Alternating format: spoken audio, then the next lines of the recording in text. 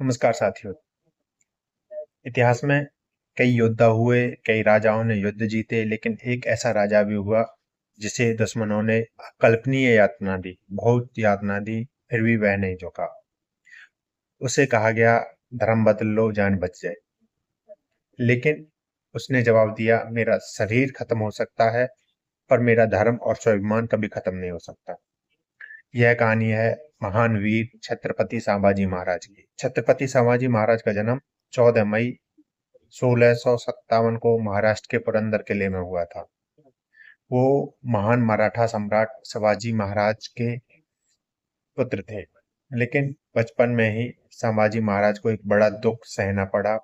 जब वे केवल 2 वर्ष के थे तब उनकी माँ साईबाई का निधन हो गया था। उसके बाद उनका पालन पोषण उसकी दादी जीजाबाई ने किया। जीजाबाई ने उन्हें बचपन से ही धर्म की रक्षा, स्वाभिमान और स्वराज का महत्व सिखाया। यही शिक्षा आगे चलकर उन्हें इतिहास का महान योद्धा बना दिया। संभाजी महाराज केवल युद्ध में ही नहीं बल्कि ज्ञान में भी बहुत विशेष थे। उन्होंने बचपन से ही कई भाषा सीख ली, जैसे संस्कृत, मराठी, हिंदी, फारसी। इतिहासकार बताते हैं उन्होंने ब्रजभूषण नामक संस्कृत ग्रंथ भी लिखा था। यह ग्रंथ राजनीति, नीति और शासन व्यवस्था पर आधारित था। इससे पता चलता है कि संभाजी महाराज केवल एक योद्धा ही नहीं बल्कि एक महान विद्वान और लेखक भी थे। छोटे से ही संभाजी महाराज को युद्ध की कठिन शिक्षा दी गई। उन्होंने सीखा घुड़सवारी, तलवारबाजी, धनुर्विद्या, युद्ध नीति। केवल 16 वर्ष की उम्र में वे युद्ध में उतर चुके थे। इतनी कम उम्र में ही उन्होंने कई दुश्मन सेनाओं को पराजित किया था। उनकी बहादुरी देखकर मराठा सैनिक भी उनसे बहुत प्रभावित होते थे। 1680 में शिवाजी महाराज का निधन हुआ, जब मराठा साम्राज्य एक कठिन स्थिति में था। ऐसे समय में संभाजी महाराज को मराठा साम्राज्य का दूसरा छत्रपति बनाया गया, लेकिन सिंहासन संभालते ही उन्हें कई बड़ी चुनौतियों का सामना करना पड़ा। संभाजी महाराज के सामने 4 बड़े दुश्मन थे: मुगल साम्राज्य, पुर्तगाली, सिद्दी और कुछ आंतरिक विरोधी।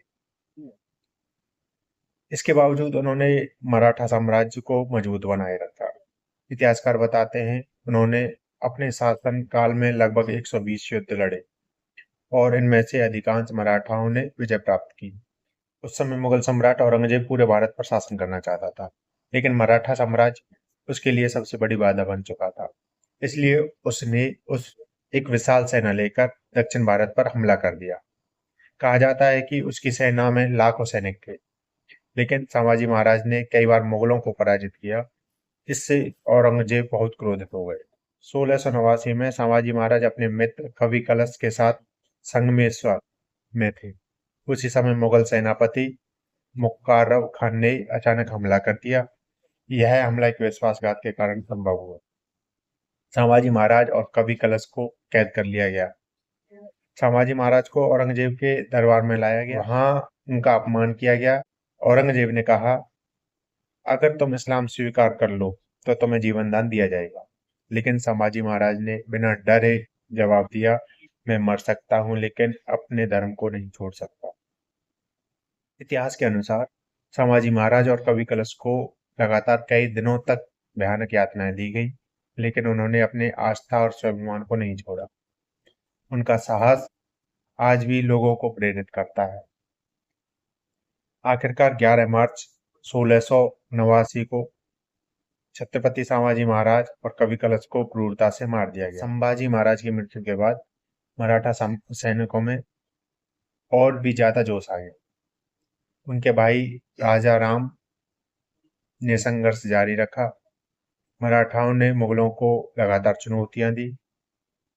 इतिहासकार मानते हैं कि मराठा के इस संघर्ष ने मुगल साम्राज्य को कमजोर कर दिया। आज भी भारत में छत्रपति संभाजी महाराज को साहस, धर्म, स्वाभिमान का प्रतीक माना जाता है। उनका जीवन हमें सिखाता है धर्म और संस्कृति की रक्षा करनी चाहिए, कठिन परिस्थितियों में भी सत्य का साथ नहीं छोड़ना चाहिए। स्वाभिमान जीवन से भी बड़ा होता है। जब भी भारत के महान वीरों की बात होगी उसमें छत्रपति संभाजी महाराज का नाम हमेशा सम्मान से लिया जाएगा। उन्होंने हमें सिखाया है कि सच्चा वीर वही है जो अपने धर्म और राष्ट्र के लिए सब कुछ त्यागने के लिए तैयार हो। जय भवानी, जय स्वराज।